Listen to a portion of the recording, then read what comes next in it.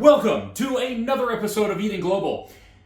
I am going to take you on a long journey today to the far eastern part of the United States, where the egg roll can find its origins. Now, I don't want to pretend that I've got the exact egg roll origins down or that I've got the exact history down of it, because if you do research on this, you will find out that it is a disaster of history, and the history that we do know of the egg roll is probably wrong. But we do know that it's a great American story, and I'll tell you why. So we can go all the way back to 1928, where the first iterations of the word egg roll were made in a recipe book. And this was in the United States. We then move forward to about the 1930s. Another recipe came out, egg rolls, at the legendary Port Arthur restaurant in Chinatown in New York City. That restaurant operated for 80 years, but it's no longer with us. But anyway, it was a legend. And there was a chef there who presumably made the egg roll, or at least he took credit for it. But it could be somewhere else. We don't really know. But what we do know is it probably has actual Cantonese origins within the spring roll. Now, the spring roll is basically an egg roll, except with a much thinner wrap, and it's crispy, and it's got vegetables and meat in it. Now, the thing is, spring rolls are not just Chinese. They're not just Cantonese. They're Thai, Vietnamese, Korean. I mean, the list goes on and on and on. But egg rolls seem to only be United States. So why then do we see an egg roll developed in the United States? I think my theory is because Chinese American immigrants in the mid to early 1900s decided, you know what? We need to satisfy the American grease fire palate and do something that's deep fried in batter. And thus, the egg roll came along. Now, this is an egg roll wrapper. It is dough. It's a much thicker, more floury, thicker, crispier, chewier dough than a spring roll. So, I don't know, maybe the chefs at the time thought, maybe the American palate isn't ready for a fresh, delicious spring roll. They want lard, and we'll give them that. So they made the egg roll. And I think that this is probably coming to the minds of a lot of Chinese American immigrants that had Chinese restaurants set up, and that's just the way it went. So they thought, let them eat what they want to eat. That's just my theory. But not only that, but I think the egg roll was sort of the training wheels, if you will, to the American palate changing. Now, if you think about the early 1900s in the United States, the palates of Americans weren't that big. I mean, it was pretty much meat and potatoes. It was, put meat in a stock pot and potatoes, and we'll eat that. I'm not saying that's always the case, but it was much more so than today in 2024. Now, you can count that on, the United States is a melting pot of cultures and influences from the world coming in, and that's what makes us so special. And that's why this very channel exists, is Eating Global. We want to taste the world, right? But if you go back even to 25 years ago, especially in the Midwest where I live, taste was just now evolving into other things. The town I grew up in here in the United States, in Ohio, we didn't even have really ethnic restaurants, even in the 1990s. We had to drive to big cities to get ethnic foods. Now it's exploded. I mean, I can go 5 minutes from here and get 12 Chinese restaurants, now, albeit they're American Chinese restaurants, but we also have Chinese restaurants. Now, on a side note, one of my jokes is, if you go into a Chinese restaurant and they don't have egg rolls on their menu, or they don't have General Tso's or crab rangoon on their menu, it's probably pretty authentic. Now, I'm not saying these things aren't delicious. General Tso's chicken, egg rolls, crab rangoon, they are delicious treats, but they're a United States treat, okay? Let's just, it's kind of like how Olive Garden is one of the most American restaurants I can think of. Well, anyway, with all that being said, the egg roll, the training wheels to the American palate becoming interesting. If this theory sounds bad to you, then we can make a different theory. But I think that's my theory. So when you go in to a restaurant and you see the egg roll on the menu, don't just think of it as a side dish or a little fried treat you can get. Think of it as the reason why we're eating this Chinese restaurant in the first place. and the reason why Americans demand sugar chicken and all the things that we love so much from the American Chinese restaurant. Think places like Panda Express, for example. Probably wouldn't be here if we didn't have the egg roll. Just saying, just saying. So you might ask, well, where does the egg part of the egg roll come in? Well, even though we're going to seal the wrapper with egg, with scrambled egg, I think it probably became something out of... So we got to go back to 1917, even earlier than the egg roll came out, to a early Chinese American cookbook. There was a dish in there called Dan Gun, and it was basically ingredients similar to egg roll filling that would be wrapped up in an actual egg omelet. So it could be that the chefs that I'm talking about in New York, these pioneers of the American Chinese palate, if you will, took that and said, well, this is as close of a thing to egg roll as we can get, and the word egg roll just kind of came on with it. But anyway, whatever the case is, we know that it's a delicious, really good treat that we are going to make ourselves. Now, getting onwards, if we're done with the information here, sorry to just talk your leg off about that, I just like to know where my food comes from when I eat it, right? So anyway, to actually make this, it's very easy. We do have to fry it. You can air fry these, but given what I just said about, the American palate and the grease fire that we wanted in the mid-1900s, why not just go ahead and make the grease trap that we want? That's how the Chinese restaurants that we go to make it. We fry it, deep fat oil. Now I use canola oil. It's a little better than vegetable oil, but I'm just saying. So anyway, this is going to be super easy, and yes, you can come home from work and make it. You can come home from work wanting to slap people and, just whatever the case is, and this is going to calm you down and take you to a wonderful world of delicious fried treats. All right? So anyway, I get my egg roll wrappers at the local Asian market. They have them almost everywhere. They seem to always come in large packages, so defrost these things in the fridge. We are going to use already cut up cabbage. This is actually coleslaw mix. It's got carrots and cabbage already in it. It's super easy. We don't have to get the cabbage. We don't have to wash it. We don't have to clean it, tear it up, or chop it up, or whatever the case is. We don't have to chop the carrots. We're just gonna toss it in there. And I like to put pork in my egg roll, so I've got 1 pound of pork. I'm gonna make probably this will make I don't know 15 egg rolls or more, and then green onions, of course. And then we're gonna put soy sauce in there and sesame oil in the filling. So the filling, we'll start it out in that wok. Now I've got 2 woks going. If you have a 2-wok dinner going on, you know it's gonna be a delicious time when you've got 2 woks going on in the kitchen. We're gonna start with the wok over there. We're gonna get our meat ready. We're gonna put the green onions and the coleslaw in after it's done.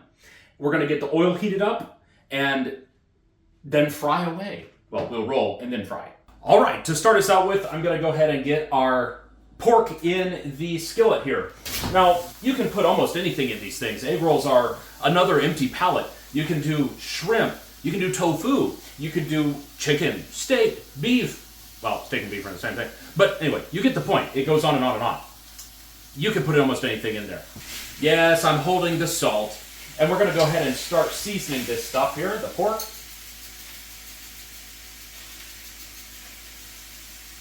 So for 1 pound of pork, probably about 3 tablespoons of salt. Now keep in mind, this is gonna be a little more flavorful than you would just eat alone, because it's going into something, it's gonna have to flavor the whole egg roll. So we gotta flavor not only the pork here, but then the vegetables that are going to go in it, and the wrapper itself. So we gotta put a fair amount of salt in this. We're also going to go ahead and put in pepper. It's a theme. Pepper and salt goes in almost everything.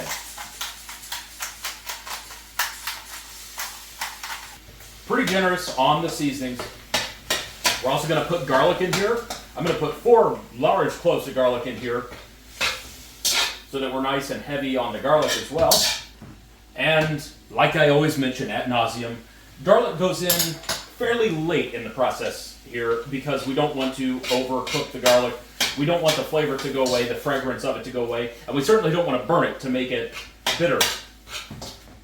So I'm going to go ahead and put about a tablespoon of sesame oil in here.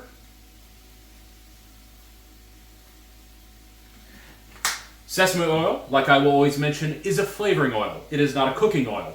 So don't start with sesame oil in the pan because it will burn. It's sensitive.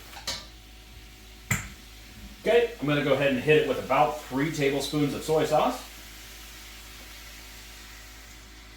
Yes, we've added salt and soy sauce.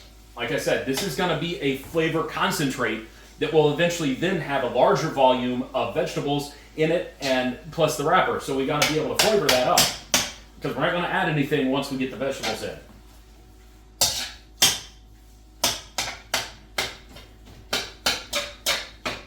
You want to make sure to break up the pork or whatever meat you're putting in there pretty well, so we can make this into quite a small piece, if you will, so we can put it into the wrapper. All right, the meat is just about halfway done, so I'll go ahead and get the garlic in it. All right, so that was 4 large cloves of garlic for just 1 pound of meat. So you kind of get an idea of how flavorful this will be. All right, as you can see, we're pretty much cooked down there. So I'm going to give us a nice little taste test and see where we're at. Oh my gosh. Okay. Oh. Yes, sir. See now, okay. Every once in a while, you hit it just right the first time, and that's what's happened here. I don't need to add anything else to this. It's perfect. It's perfect as is. Okay. So I'm going to take this off the heat, and then we're going to take it over and put the vegetables in it. We don't want to cook the vegetables. We just kind of going to get them warm and incorporate it in there, and so we get that seasoning all over the vegetables. So if we cook the vegetables, they will become, I mean, they're gonna go in the fryer, so they're gonna get hot for sure, but we don't want them to become uncrispy. That's why we add them after the meat is cooked. All right, we're at the point where I'm gonna just chop up our green onions.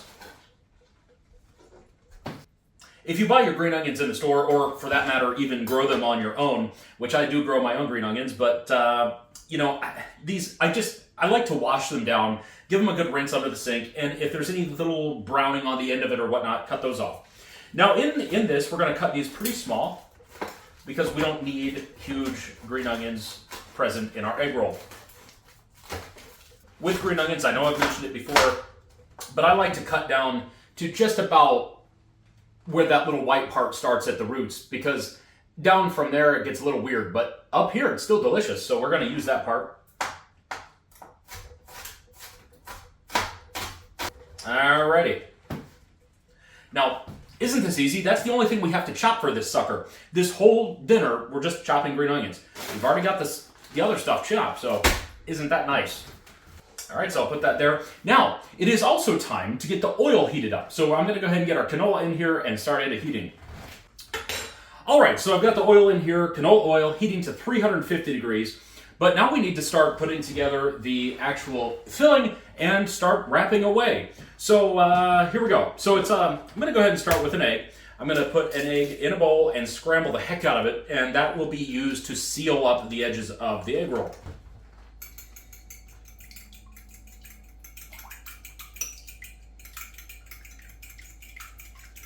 Some folks will say, oh, put water in your sealer. No, I just use egg. Just egg alone. Is this why we call it an egg roll? Probably not, but you get the point. Pork comes over here. It looks delicious. Now, I will also make a side note that any dumplings I make, whether it's dim sum or any sort of pot stickers or mandu or egg rolls or any dumpling, empanada even, I cook the ingredients before I put them in. If you don't cook the pork or the meat before you fry it, you have a real chance of over frying your batter or your wrapper, whatever the case is. You can do it, but I don't suggest it. Cook your ingredients before you put them in there. That way you can fry just the outside wrapper and make it wonderfully perfect golden brown, just the way you want it, without having to worry about what's inside of it. Anyway, okay, green onions go in.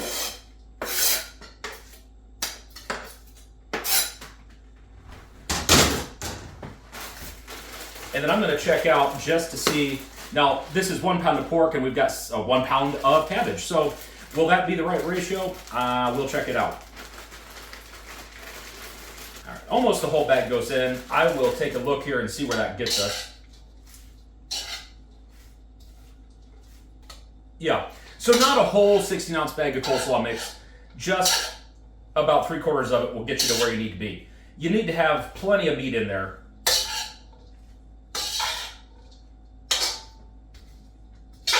Pretty much looks perfect. I'm going to give it another taste test here with the cabbage in it.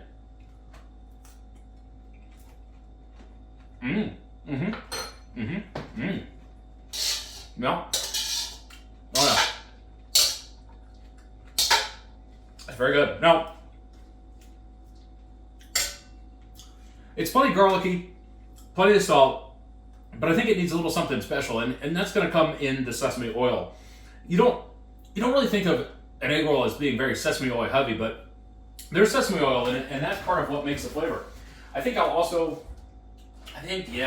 just going to put a little bit more soy sauce in it.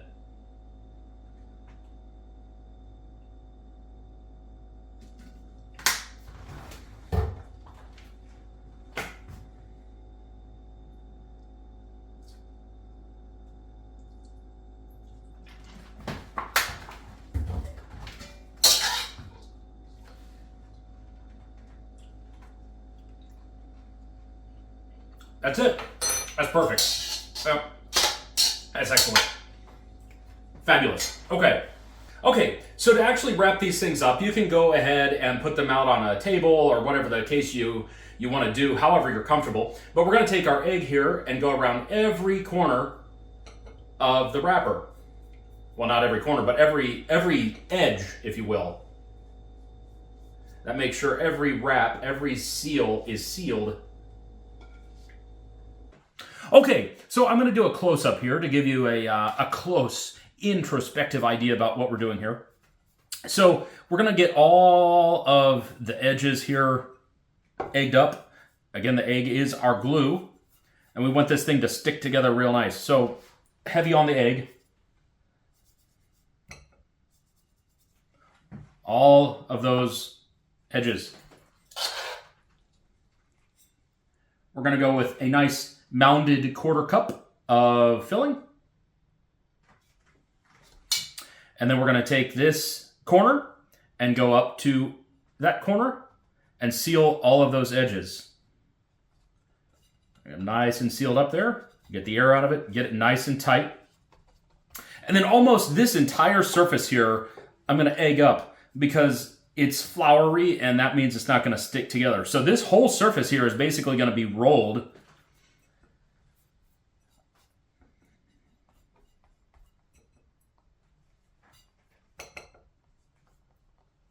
All right, now we take that corner and put them up here, meet about halfway in the middle, and then we've got this little triangle shape here, and then we're going to tightly roll it, get all the air out of it, make sure it's all sticking together, and just roll it right up like that. And then we've got our egg roll. There it is. All right, again, we're going to make our triangle, seal up the triangle. We want to make sure that these things don't explode when we fry them, and then you'll have a fryer full of pork, which is not a bad thing, but that's not an egg roll. It's an egg explosion at that point. It's kind of a wonder that you can go down to the Chinese restaurant and get these things for like $1.50 each, because they do take some work, but like I said, they're easy enough, especially if you're making enough just for you.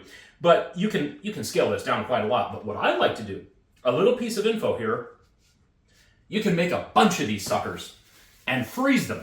They freeze really well. You want to just make sure the outside is nice and floured, but they freeze really well, and you can take them out and fry them at your leisure. It's pretty cool. All right, I have rolled just about all I'm gonna roll here. I'm gonna eat a couple of these and then freeze them for later. And then, like I said, you can get them out and put them in the air fryer, or, air fryer is the best for heating these up. All right, so now I've got my little fryer basket handle thingy majig here, and we're just going to go ahead and put an egg roll in there and see what happens. Now this is 350 degree oil, just about the same oil that you would fry almost anything in.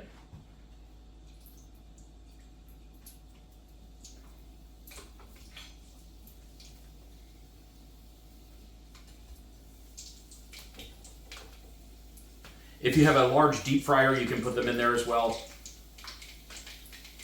I'm going to put about 4 in there and see what happens. All right, so these went for about 7 minutes, and I believe we're just there.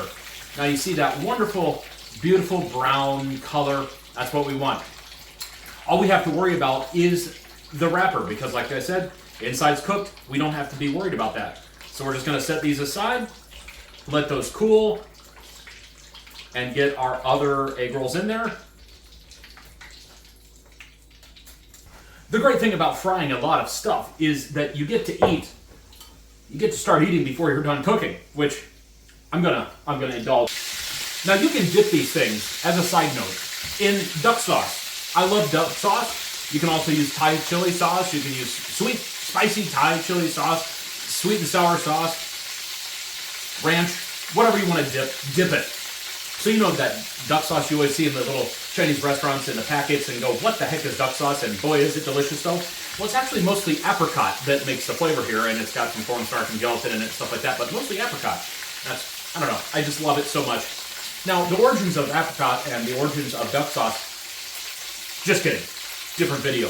Anyway, enjoy your egg rolls. You deserve it. Well, I don't know what. Crazy.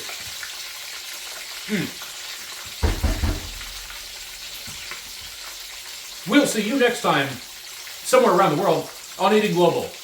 Take care.